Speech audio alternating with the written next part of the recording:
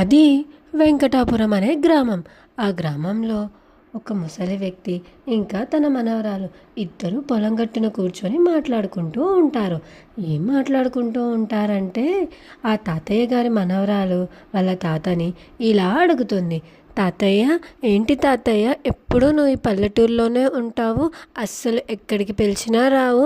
ఇక్కడ ఏముందని, సిటీలో ఎంత బాగుంటుంది తెలుసా, పెద్ద పెద్ద మేడలు బంగ్లాలు ఉంటాయి, కానీ నువ్వు చూస్తే ఇక్కడే ఉంటా అంటావు అని వాళ్ళ తాతయ్యతో ఆ అమ్మాయి అంటుంది. అప్పుడు వాళ్ళ తాతయ్య దానికి ఇలా సమాధానం ఇస్తాడు. అమ్మా, సిటీలో ఎన్ని మేడలున్నా, ఎన్ని బంగ్లాలున్నా, ఇక్కడ దొరికే స్వచ్ఛమైన గాలి, ఇంకా ఈ పంట పొలాలు, వీటన్నిటినీ చూడకుండా నేను ఉండలేను. పైగా అక్కడ ఉండే కాలుష్యం, అక్కడ ఎవ్వరికీ ఆప్యాయతలు అనురాగాలు కూడా ఉండవు. ఇక్కడ చూసావా, ఒక్కరికి ఏమన్నా అయితే ఊరంతా వచ్చి మాట్లాడతారు.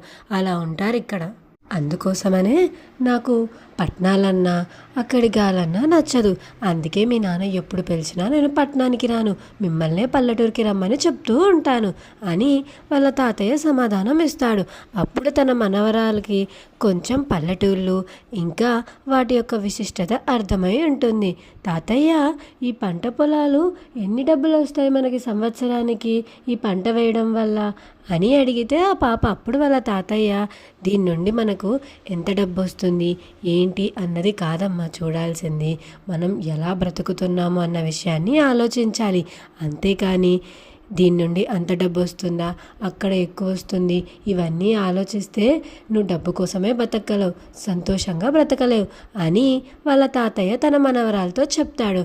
సరేలే, కానీ ఇంకా చాలా మాటలు వినేశావు, ఇంకా మనము ఇంటికి వెళ్దాం పదా అని చెప్పేసి ఆ తాతయ్య వాళ్ళ మనవరాల్ని తీసుకొని ఇంటికి బయలుదేరి వెళ్తాడు.